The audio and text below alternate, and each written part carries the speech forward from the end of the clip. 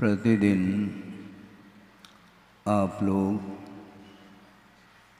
भगवान के दर्शन के पूर्व में ही अपने मुख का दर्शन करते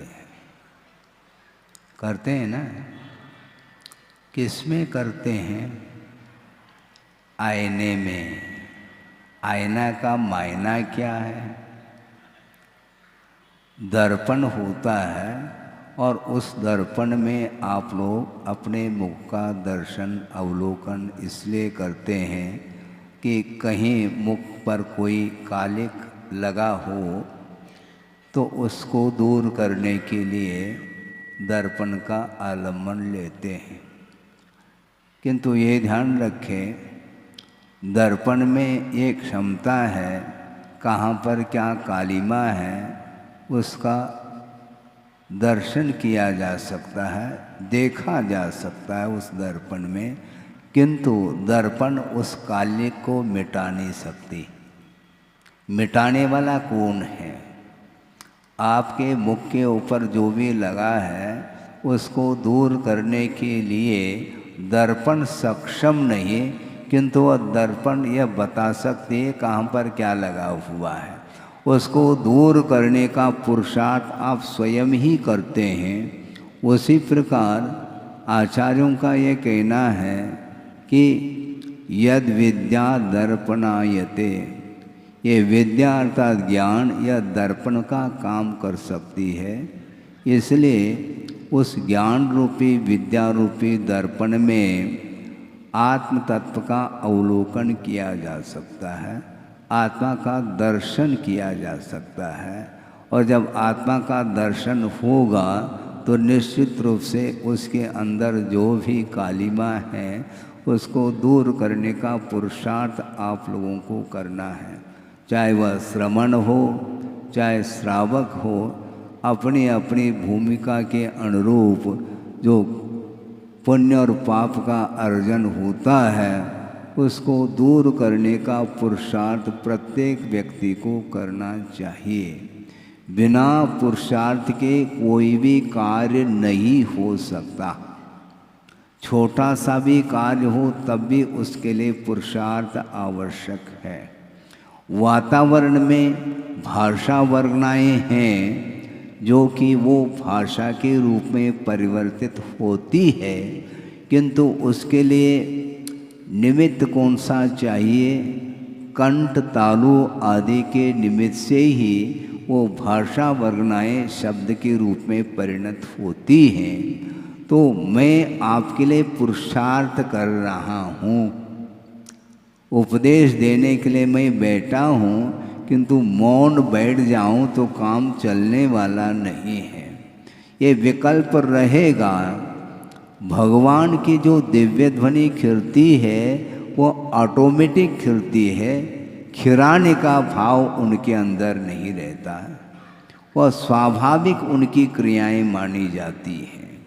किंतु छद्मस्त अवस्था का अर्थ केवल ज्ञान के पूर्व में जो कुछ भी प्रवृत्ति होती है श्रवण की, वह बुद्धि पूर्वक ही प्रवृत्ति होती है। बिना विकल्प मन में लाए कोई भी कार्य संभव नहीं है। इसलिए आपके हित को लेकर के बड़े बड़े आचार्यों ने गुफाओं में रह करके जो आगम की रचना की है, और वह रचना स्वयं के लिए नहीं की उन्होंने, क्योंकि उनको तो ज्ञान प्राप्त था अपने पूर्वाचार्यों के माध्यम से, परंपरा से उनको ज्ञान प्राप्त था। किंतु उस ज्ञान का उपयोग स्वयं के लिए तो वो कर रहे हैं, किंतु जो मुमुक्षु भव्य जीव है, जो आत्म कल्याण करना चाहता है, उसके लिए भी उन्होंने आगम की रचना की है। और उसके माध्यम से ही आत्मा का हित हो सकता है। तो ये सारे सारे कार्य बिना पुरुषार्थ के ऑटोमेटिक संभव नहीं है। सारे सारे कार्य, चाहे लौकिक संबंधी कार्य हो, चाहे वह परमार्थ संबंधी कार्य हो, बिना पुरुषार्थ के वह संभव नहीं। अपने आप हो जाता है, इस प्रकार कई लोगों की धारणा हो सकती है। अपने आप कुछ भी नहीं होता, अपने आप कर्म का बंध भी नहीं होता, तो अपने आप कर्म की निर्जरा भी संभव नहीं है। कर्म की निर्जरा अथवा क्षय करने के लिए पुरुषार्थ करना पड़ेगा। भगवान कभी भी आपके कर्म को क्षय करके दे दें, ऐसा संभव नहीं। आपके कर्म के क्षय के लिए भगवान निमित्त है, किंतु आप पुरुषार्थ करना चाहो तब की बात है। तो इसलिए पुरुषार्थ की बात हम कर रहे हैं, तो दर्पण मात्र इतना ही आपके लिए उपयोगी सिद्ध होता है कि वह कहाँ पर कालिक लगा हुआ है उसको वह दिखाता है, किंतु आपकी आंखें यदि बंद हैं तो कालिक भी दिखने वाला नहीं और उसको दूर भी नहीं किया जा सकता। इसलिए वह एक दर्पण उपकरण है, और आपकी जो आंखें हैं, जो नेत्र हैं, वे उपकरण नहीं बल्कि वह साधन हैं।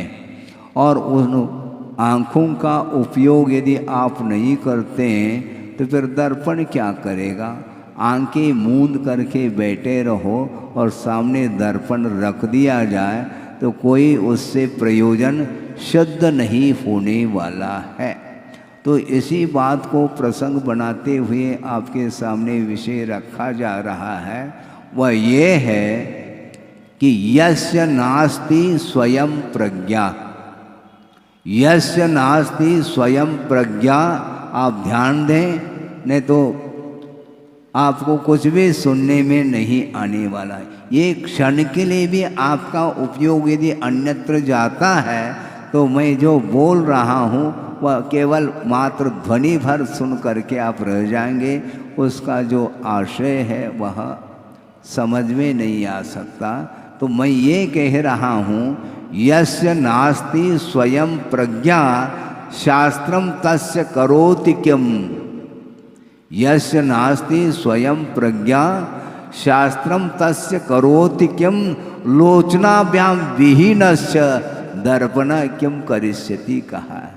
जिसके पास आंखें नहीं हैं वह दर्पण से क्या प्रयोजन है। उसी प्रकार जिसके अंदर विवेक नहीं है, प्रज्ञा का अर्थ विवेक, उसके लिए शास्त्र कुछ भी कर नहीं सकता। शास्त्रम तस्य करोति किम।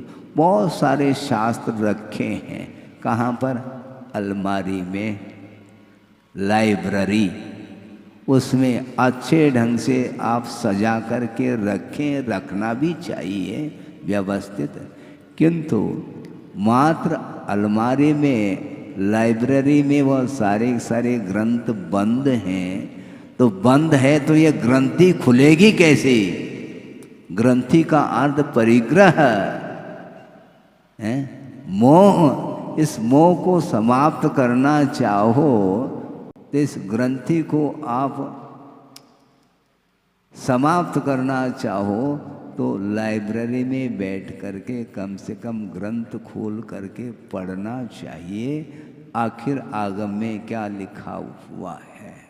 और शास्त्र का अध्ययन करने के उपरांत भी यदि प्रज्ञा अर्थात विवेक जागृत नहीं होता है तो वह शास्त्र पढ़ने का कोई भी औचित्य सिद्ध नहीं होता। सारी धार्मिक क्रियाएं करना चाहिए, इसमें कोई संदेह नहीं है, किंतु उन धार्मिक क्रियाओं के पीछे आपका लक्ष्य क्या है, यह बहुत महत्वपूर्ण बिंदु है। लक्ष्य अर्थात एम होता है, प्रयोजन होता है। किस प्रयोजन को लेकर के धार्मिक क्रियाएं की जा रही हैं? धार्मिक क्रियाओं के पीछे यदि केवल परमात्म तत्व को प्राप्त करने के लिए यदि हम इन क्रियाओं को करते हैं तो हमारे लिए उन क्रियाओं में सार्थकता देखने को मिलती है। नहीं है तो वो क्रियाएं औपचारिक होती चली जाती हैं। मन जिसका भीगता नहीं है तो प्रयोजन क्या सिद्ध हुआ? सोचो, विचार करो। मन एकाग्र नहीं होता महाराज, तो हम क्या करें? महाराज आप काय के लिए बैठे हैं? हाँ? मैं कर क्या सकता हूँ? मन आपका है और आपके नियंत्रण में नहीं है, तो मेरे द्वारा आपका मन नियंत्रित हो जाए बहुत कठिन कार्य है। बैठे हैं आप कहाँ पर? लाखा भवन में, और आपका मन लाखा भवन में है क्या, मैं पूछना चाहता हूँ। बहुत कठिन होता है, मन एकाग्र होना बहुत ही कठिन होता है, और वह सहज रूप से बाहर चला जाता है, पता तक नहीं पड़ता कि कब बाहर गया है। आपके मुख मेरी ओर है, किंतु आपका जो मन है वह किस ओर है, समझने के लिए जो गाड़ी चलाता है ड्राइवर, उसकी दृष्टि किस ओर है? सामने। थोड़ा अध्ययन तो करो। नहीं, सामने तो ठीक है, किंतु दर्पण में वह पीछे बैक साइड में क्या है, उस ओर उसका ध्यान है। मुख तो सामने फ्रंट में है, किंतु साइड में अथवा बैक साइड में कौन आ रहा है, वाहन कहाँ से आ रहा है, क्या आ रहा है, तो उस ओर उसकी दृष्टि है। उसी प्रकार मैं पूछना चाहता हूँ, आपका मुख तो मेरी ओर है, किंतु आपका उपयोग बैक साइड हो सकता है। होता है कि नहीं? बहुत होता है महाराज, क्योंकि साथ में जेब में रख रखा है मोबाइल। तो मोबाइल का अर्थ क्या? वो घूमता है, वो आपके मन को भी घुमाता है, वो आपको शांत बैठने नहीं देता। और ज्यों ही वह मोबाइल की घंटी बज गई तो तुरंत वह हेलो कहता है, और मैं हेलो हेलो कह रहा हूँ, इस ओर ध्यान नहीं जाता उसका। मैं बार बार कह रहा हूँ कि आप यहाँ पर बैठे हैं, एकाग्र चित्त होकर के सुनेंगे, और उस सुनने का तात्पर्य, उसका प्रयोजन भी अंगीकार करने के लिए, अपने जीवन में उतारने के उद्देश्य को लेकर के यदि सुन रहे हैं, तो सुनने की भी सार्थकता सिद्ध होती है। अन्यथा न लें, गुरुदेव ने कहा था, इसलिए मुझे कहने में कोई भी हिचकिचाहट नहीं है, क्योंकि यथार्थ सत्य है, और सत्य को सामने रखने में कोई भय थोड़ी होता है। क्योंकि भय का त्याग करने के लिए कहा है आचार्यों ने, सत्य का प्रतिपादन करना चाहो तो क्रोध, लोभ, भीरुत्व, हास्य, इनका प्रत्याख्यान का अर्थ त्याग करना चाहिए, फिर बाद में आगम के अनुरूप बोलने की आज्ञा है। तो मुझे कोई भय थोड़ी है। उन्होंने ये कहा था कि 12 भावना का चिंतन कर रहे हैं। 1200 भावना नहीं, केवल 12 भावना, अनित्य, अशरण, अशुचि आदि आदि। किंतु इन 12 भावनाओं की सार्थकता कब सिद्ध होगी? प्रयोग करने से सिद्ध होगी। और एक बार तीर्थंकर उसी भव में उनको केवल ज्ञान होने वाला है, किंतु अभी भी वो वृषभ कुमार है, और वह हवेली से जब बाहर निकलते हैं, वैराग का क्षण आ जाता है और उन्हें वैराग्य हो जाता है 12 भावना के चिंतन के माध्यम से। किंतु अपने जीवन में वो एक ही बार 12 भावना का आलम्बन लेते हैं, ऐसा गुरुदेव ने कहा। बार बार 12 भावना का चिंतन भी करो और उसी हवेली में बैठे रहो, ऐसा नहीं होता। एक बार 12 भावना की ओर उनका उपयोग जाता है तो लोकांतिक देव उतर करके आ जाते हैं। और हम और आप 12 भावना का चिंतन कर रहे हैं, वो आ रहे हैं क्या? आपके वैराग्य के समर्थन करने के लिए नहीं आते, क्योंकि 12 भावना का चिंतन अलग वस्तु और उसको आत्मसात करना अलग वस्तु है। अशुचि भावना का चिंतन कर रहे हैं कोई भी व्यक्ति, मान लो गृहस्थ है, अशुचि भावना का चिंतन कर रहा है कि शरीर अपवित्र है, अपवित्र वस्तुओं से निर्मित है, आदि आदि, यह दुर्गंधित है, सुन रहे हैं? हाँ, इस प्रकार वह चिंतन भी कर रहा है और आईने के सामने वह अपना मुख देख करके स्नो और पाउडर, क्रीम आदि का प्रयोग कर रहा है। अन्यथा न लें, क्योंकि हकीकत है ये। तो वह अशुचि भावना का जो चिंतन है उसकी कोई सार्थकता सिद्ध हो रही है क्या, मैं पूछना चाहता हूँ, क्वेश्चन मार्क है, बोलो आप। महाराज फिर 12 भावना का चिंतन करना छोड़ दे क्या? छोड़ने की बात नहीं कर रहा हूँ, किंतु चिंतन करते हुए भी वह प्रयोग में आ रहा है क्या, यह महत्वपूर्ण है। कितनी बाल्टी स्नान में प्रयोग करता है जल का, कुछ कहा नहीं जा सकता। लू लपट है, एक बार भी स्नान कर सकता, 2 बार 3 बार भी कर सकता है, और टोंटी के नीचे ही बैठ सकता है, इसमें कोई शक नहीं। और अशुचि भावना का भी चिंतन है। तो वस्तु तो है क्या ये? धार्मिक क्रियाओं को करते समय चारित्र की ओर, प्रयोग की ओर ध्यान देना चाहिए। उसके बिना वह 12 भावना का चिंतन निर्जरा अथवा संवर के लिए कारण सिद्ध नहीं हो सकता। क्रीम का प्रयोग करते हैं, लगाने का क्रीम अलग है और खाने का भी क्रीम होता है। और हमारा कौन सा क्रीम? आइसक्रीम होता है, वो खाने में आता, वो भी उसके साथ भी क्रीम है, क्रीम अर्थात मलाई है और कुछ नहीं है। लगाने का पाउडर अलग है और सेवन करने का अलग है। ये सब क्या है?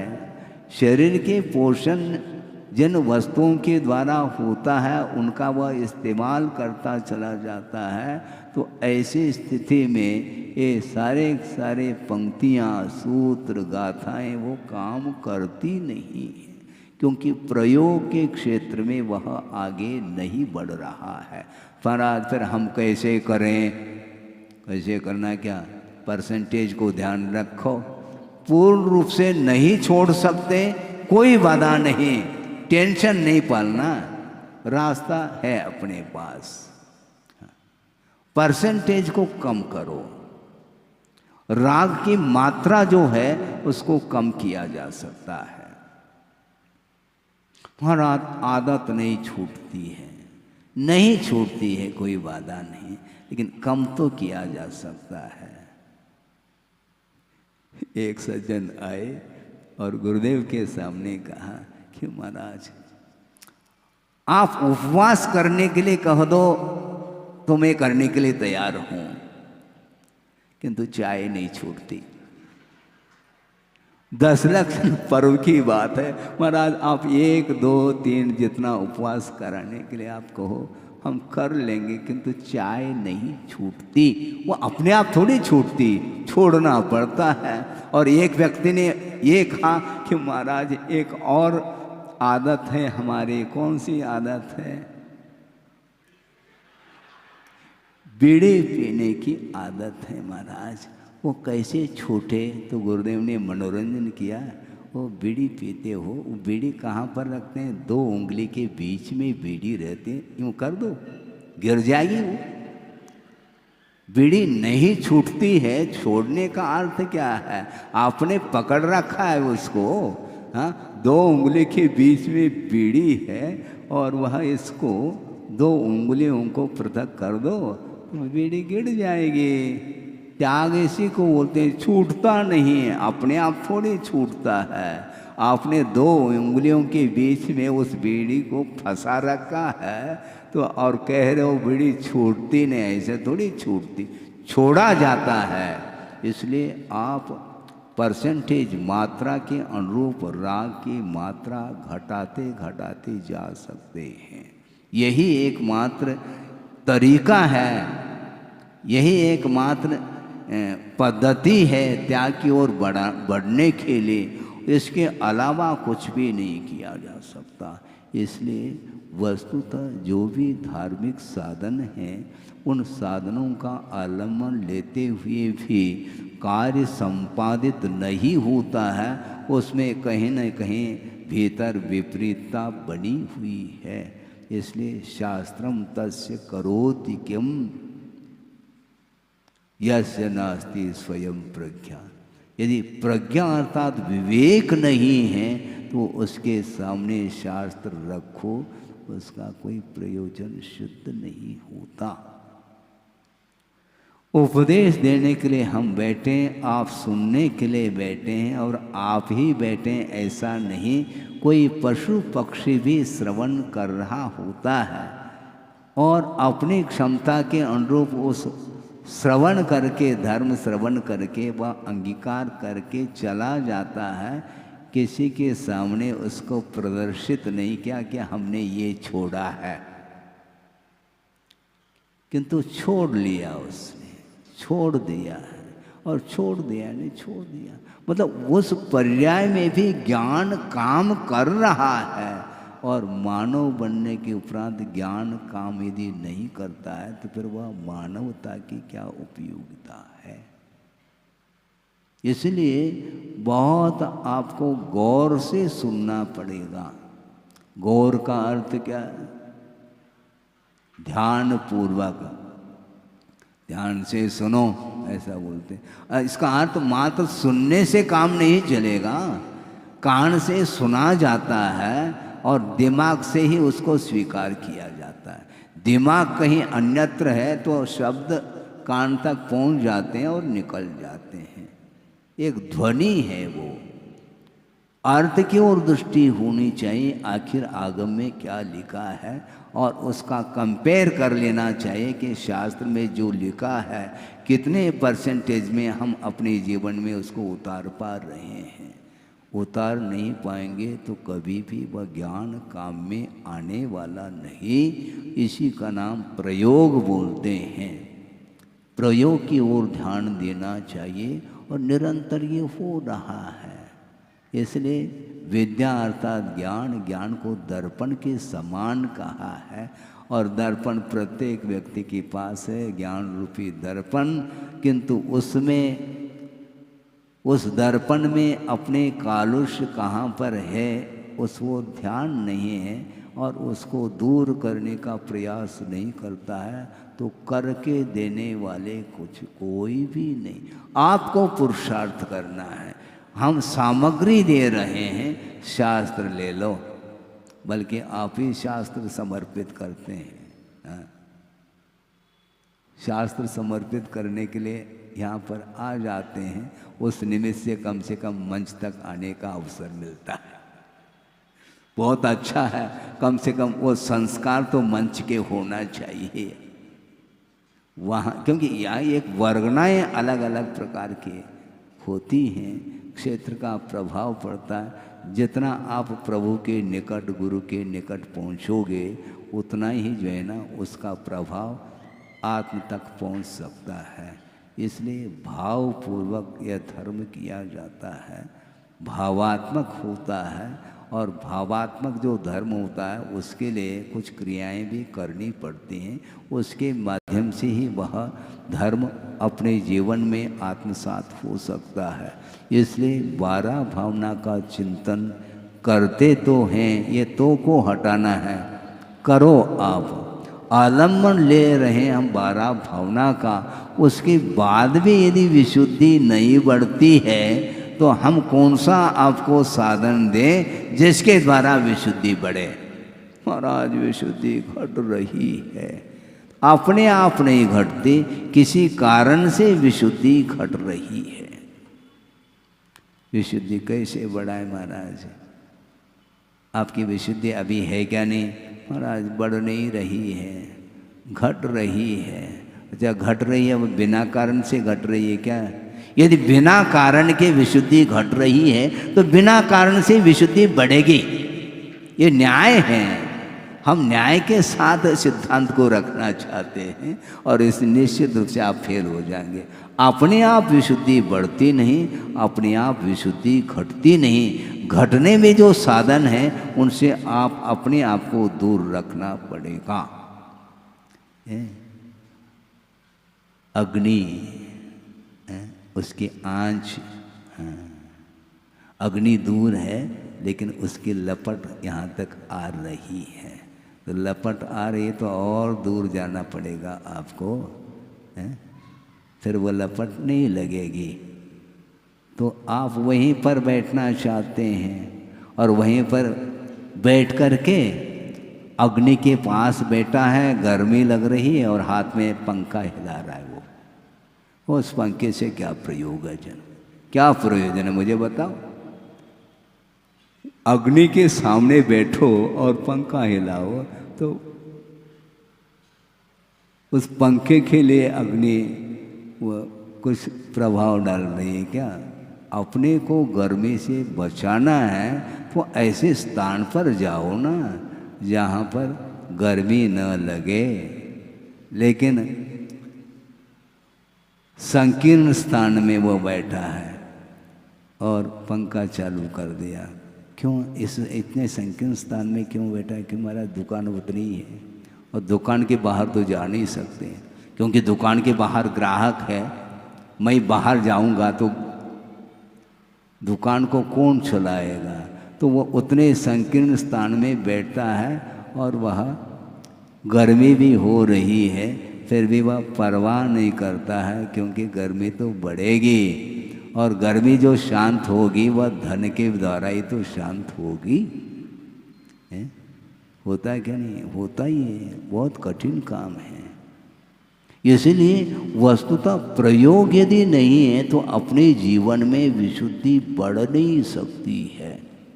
विशुद्धि बढ़ाने के जो साधन हैं वो यही साधन है। श्रावक के योग्य अलग है, श्रवण के योग्य अलग साधन हुआ करते हैं। आपके योग्य साधन क्या है? दान, पूजा, शील और यथा योग्य उपवास आदि। इसके माध्यम से आप धार्मिक क्षेत्र में आप आगे बढ़ सकते हैं। आपकी भूमिका है, इसलिए दान के लिए आपको आगे आना है। कोई पीछे भी बैठा हो तो दान के क्षेत्र में यदि आगे है तो वह आगे ही बैठा है। वो भले वो पीछे बैठा है किंतु वह दान के क्षेत्र में आगे है तो वह आगे ही बैठा क्योंकि धर्म के पास है। वो अपना जो कर्तव्य है, जो आवश्यक क्रियाएं श्रावक के संबंधी है वह कर रहा है, इसलिए वह उसको ज़्यादा बताने की आवश्यकता नहीं। दान, पूजा, शील और उपवास ये 4 है। इसी को करना है। कब तक करें महाराज? फिर शुरू हो गए, फिर कब तक करें? और आप ये भी कह रहे हैं महाराज आप चातुर्मास करियो। उसके लिए ये नहीं कहते कि चातुर्मास कब तक करें। हम कहेंगे आपको कितने चातुर्मास करें। गुरुदेव ने कितने किए हैं यहाँ पर चातुर्मास जबलपुर में? हैं कितने? ध्यान नहीं है। 5। फिर हमारे लिए और कहा जा रहा महाराज चातुर्मास करो। उन्होंने जो दिया है उससे बढ़कर के मैं क्या दे सकता हूँ? उन्होंने जो दिया उससे मैं कुछ अतिरिक्त दे सकता हूँ क्या? नहीं, उससे कम ही दे पाऊँगा क्योंकि अपनी क्षमता जितनी है उतना ही तो परोसा जा सकता है। उन्होंने सब कुछ दिया है, कुछ शेष रहा नहीं, इसलिए हम ज़्यादा आग्रह नहीं करेंगे। अनुग्रह करने के लिए हम बैठे हैं। हम जहाँ भी हों वहाँ पर आप आ सकते हैं। नहीं ऐसा नहीं महाराज, कैसा नहीं? आप कहाँ रहते हैं? यहाँ रहते हैं क्या? इलाका भवन में आ गए क्या? नहीं, इसलिए मैं जहाँ हूँ वहाँ पर आ जाओ। दिक्कत क्या है? आप यहाँ नहीं रहते, संगम कॉलोनी में रहते हैं, वहाँ से यहाँ तक आए हैं। इसका अर्थ मैं जहाँ हूँ वहाँ पर आपको आना चाहिए। जहाँ हूँ महाराज, जहाँ हो इसमें समझ में बात नहीं आ रही। आप ये ध्यान रखो, भारत अखंड है क्या नहीं है? भारत अखंड है तो जबलपुर उसी के अंतर्गत आता है। भारत के बाहर थोड़ी है, बाउंड्री वॉल के अंदर ही है वो जबलपुर। भारत का जो रेंज है उसके भीतर ही तो है। आप आउट ऑफ कंट्री में बैठे हैं क्या? नहीं, हम भारत देश में हैं, हम भारतीय हैं, ऐसा अपना परिचय देते हैं। तो भारत में रहो, हम भी भारत में हैं, तुम भी भारत में रहो। वादा क्या इसमें? नहीं, वादा है हमारा, बहुत दूरी होती है, भारत बहुत दूर है। भारत की तुलना कर रहे हैं आप। हम यहाँ तक कहना चाहते हैं, हमारे बीच में शुद्ध परमेष्टि हैं। ये कैसी महाराज? क्योंकि लोक के भीतर है वो, लोक के बाहर वो गए नहीं न जा सकते हैं। 343 राजो प्रमाण जो ये लोक का विस्तार है, तो लोक के अग्रभाग पर विराजमान है, लोक के बहिर्भूत नहीं, लोक के बाहर अलोकाकाश है, वो जा नहीं सकते। अनंत शक्ति के धारक सिद्ध परमेष्टि हैं, किंतु लोकाग्र के बाद एक बाल मात्र भी वह बाहर नहीं जा पाएंगे, क्योंकि निमित्त का अभाव है। वो अनंत काल से इसी लोक में हैं और अपन भी इसी लोक में हैं। फिर उनके चरणों में नहीं है क्या? बिल्कुल, लोक में वो हैं, लोक में हम हैं। इसीलिए वो कहीं भी रहे, पंच परमेष्टि कहीं भी रहे, उनको हम हृदय में बिठा सकते हैं। और उनके चरणों में रह करके भी यदि उनको हृदय में नहीं बिठाएंगे तो उनसे आप कोसों दूर हैं, ये ध्यान रखो। इसलिए बहुत ये विषय इतना सूक्ष्म है, वहाँ तक पहुँचने के लिए आपको बहुत कई चातुर्मास करने पड़ेंगे, आपको करने पड़ेंगे उनके साथ। आपके साथ वो नहीं करना चाहेंगे, उनके साथ आपको करना है, क्योंकि उनके लिए पर्टिकुलर कोई स्थान थोड़ी है। उनको कहीं भी रहना, धर्म ध्यान करने के लिए वो कहीं भी रह सकते हैं, यहाँ पर भी रह सकते हैं, इसमें क्या दिक्कत है? उनको कोई विकल्प थोड़ी है, उनको कोई विकल्प नहीं है, अन्यत्र से भी कोई विशेष राग नहीं है, न यहाँ से कोई अटैचमेंट है, सागर से कोई ज़्यादा लगाव हो, जबलपुर से न हो, ऐसा कुछ भी नहीं। वो कहीं भी रह सकते हैं, धर्म ध्यान करना है उन्हें, और आप लोगों को भी धर्म ध्यान करना है। और निश्चिंत हो करके धर्म ध्यान करो तो शायद संभव है। देखो, संभावना व्यक्त करते ही आनंद आता है। ये क्या है? इसी का नाम श्रद्धान है।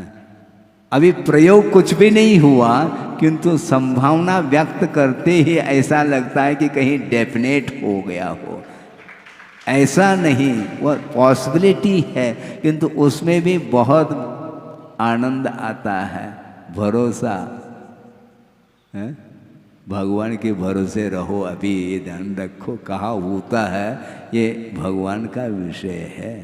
हम भी नहीं कह सकेंगे कि कहाँ पर होना है, कुछ भी नहीं, क्योंकि भविष्य है। भविष्य को हम वर्तमान में कह नहीं सकेंगे, क्योंकि कह दिया और कुछ भी घटना घट जाए, कुछ भी परिस्थिति बन जाए, संभावना है सबके लिए। इसलिए निश्चिंत रहो, हम भी निश्चिंत है। बहुत आप लोग मतलब चतुर हैं, को घुमा फिरा करके हमारे मुख से कहलवाना चाहते हैं, किंतु हम अलर्ट रहते हैं हमेशा। हाँ, जब कभी भी ये बात निकलती, प्रसंग छिड़ जाता है, तो उस समय तुरंत ओम शांति का बटन दबा देते हैं हम। देखो क्या होता है, ओम शांति। क्या कर सकते हैं? भावना आपकी है, होनी भी चाहिए, क्योंकि धर्म ध्यान करने के लिए साधन आवश्यक है, मैं मानता हूँ। फिर भी देखो कि परंपरा तो चलेगी। एक बार की बात है, एक सज्जन ने कहा कि महाराज हम सालों हो गए हैं, आप देखो देखो कहते हैं, इसमें कुछ परिवर्तन लाना चाहिए। उन्होंने कहा हाँ सोचते हैं। बात वही है, देखेंगे देखेंगे, देखते देखते देखते कहने से उनको लगा कि इसमें कुछ परिवर्तन आना चाहिए। तो उन्होंने कहा हाँ सोचते हैं, विचार करते हैं। बात वही है, आगे घूम फिर करके वही देखो। क्योंकि डेफिनेटली कहेंगे तो निश्चित रूप से बंधन होता है। हम आगम से बंध सकते हैं, आप लोगों से बंध नहीं सकेंगे, क्योंकि आपको बंधना चाहिए हैं। हम भगवान को भी बांधना चाहते हैं, गलत बात। ऐसा होता है कि महाराज? हाँ होता है, बता दें। आपके जितने भी लौकिक कार्य हैं वो आपके अधीन नहीं हैं। मान लो आपको दिल्ली जाना है, ठीक है, प्लेटफॉर्म पर बिफोर जा कर के बैठेंगे, हैं? क्यों? आपके अधीन नहीं है वो। टाइमिंग फिक्स है, इतने बज कर के इतने मिनट अथवा इतने सेकंड पर वह गाड़ी आएगी और इतने सेकंड के लिए वह रुकेगी। जैसे आप अभी बोल रहे थे ना, 60 सेकंड के लिए, 40 सेकंड के लिए, 20 सेकंड के लिए, इतना ही होता है वहाँ पर भी। और वो कहीं गाड़ी चूक ना जाए, इसलिए बिफोर 10-15 मिनट बिफोर जा कर के बैठ जाते हैं प्लेटफॉर्म पर। और भले ही न्यूज़पेपर अधिक पढ़ते रहते हैं, किंतु घर में न्यूज़पेपर नहीं पढ़ेंगे तो गाड़ी निकल जाएगी। तो उसी प्रकार ये सारे सारे कार्य आप बंद करके कर रहे हैं, किंतु भगवान को बांधते हैं आप। कैसे बांधते हैं महाराज? महाराज हम अभिषेक तो करते हैं, लेकिन सामूहिक अभिषेक जब होता है उस समय हम आ नहीं पाते हैं। तो भगवान को बांधना चाहो। हम कभी भी आ जाए महाराज, अभिषेक तो करना है, 12 बजे आ जाए तो कर लेंगे, धारा तो करनी है। और क्या, ये ध्यान रखो, ऐसी धारा नहीं 144 धारा लगाई जाएगी। फिर समय पर करना चाहिए सब कुछ, क्योंकि अव्यवस्था होती है। और आपके लिए मान लो वह व्यवस्थित करके वह सुरक्षा की दृष्टि से ताला अधिक लगा करके व्यवस्थित रखता है मान लो, तो ऐसी स्थिति में जब कभी भी आप आओगे और धारा करना चाहो तो ये बात बनेगी नहीं। तो इसलिए हमारा ये कहना है कि भगवान को बांधो नहीं, भगवान से बंधो हैं। उसी प्रकार श्रवण को बांधो नहीं, श्रवण से बंधो। महाराज हमारी बात तो करते नहीं आप अपनी अपनी बात करते हैं, हम सबकी बात करते हैं, अपनी नहीं करते हैं। क्योंकि सबके लिए ही यह धर्म आराधना करने के लिए धर्म है। और आचार्यों ने बहुत बड़ा पुरुषार्थ आप लोगों के लिए किया है, और स्वयं के लिए भी, और स्वयं धर्म की आराधना करते करते भी ये सब कार्य करके चले गए हैं। रुचि जागृत करने की आवश्यकता है। वस्तुतः अखंडता की ओर ध्यान देना चाहिए। जबलपुर कहते ही पूरा एरिया। अब बाहर जाते हैं, दिल्ली गए, वहाँ से जबलपुर आना है तो टिकट संगम कॉलोनी का लेते हैं कि जबलपुर का? अग्रवाल कॉलोनी का आप टिकट लेते हैं, हनुमान ताल का लेते हैं, कंचन विहार का लेते हैं, कहाँ का लेते हैं मुझे बताओ? जबलपुर खत्म है। ध्यान रखो, आपको प्लेटफॉर्म तक आना है, फिर बाद में आप ऑटो से कहीं भी चले जाओ, लेकिन टिकट तो आपको जबलपुर का ही लेना पड़ेगा, ये ध्यान रखो। इसीलिए जबलपुर में रहो, फिर बाद में कॉलोनी की बात करो। अभी तो हम जबलपुर में हैं, किसी कॉलोनी में नहीं हूँ मैं। आपको लग रहा है कि महाराज लाड़गंज में, हम किसी भी गंज में नहीं, जबलपुर में हैं। क्योंकि गंज कहेंगे तो वहाँ संकीर्णता आ जाएगी। हम जबलपुर में हैं, इंदौर में भी गुरुदेव के आदेश से संकेत से चातुर्मास हुआ। चातुर्मास कहाँ हो रहा? इंदौर शहर में हो रहा है। कोई न कोई कॉलोनी में तो होगा ही होगा, उसमें क्या प्रयोजन। अखंडता की ओर ध्यान देना चाहिए, क्योंकि धर्म अखंड आत्मक होता है। धर्म की आराधना करो, प्रभु की आराधना करो, कहीं भी रहो, हमें कोई विकल्प नहीं है, न आपको रखना चाहिए। इसलिए सारा सारा विषय आपके सामने संक्षेप में पुरुषार्थ को मुख्यता देते हुए रखा है। इसी प्रकार प्रसंग प्रसंग पर और भी बहुत सारे विषय हो सकते हैं, समय समय पर रखा जा सकता है। अभी तो इतना ही पर्याप्त है। अहिंसा परमो धर्म की बोधि समाधि परिणाम शुद्धि स्वात्मोपलब्धि शोक सिद्धि चिंतामणिम चिंतित वस्तुदाने त्वावंद मानस्य ममास्तु। परम पूज्य आचार्य गुरुवर श्री विद्यासागर जी महाराज की जय।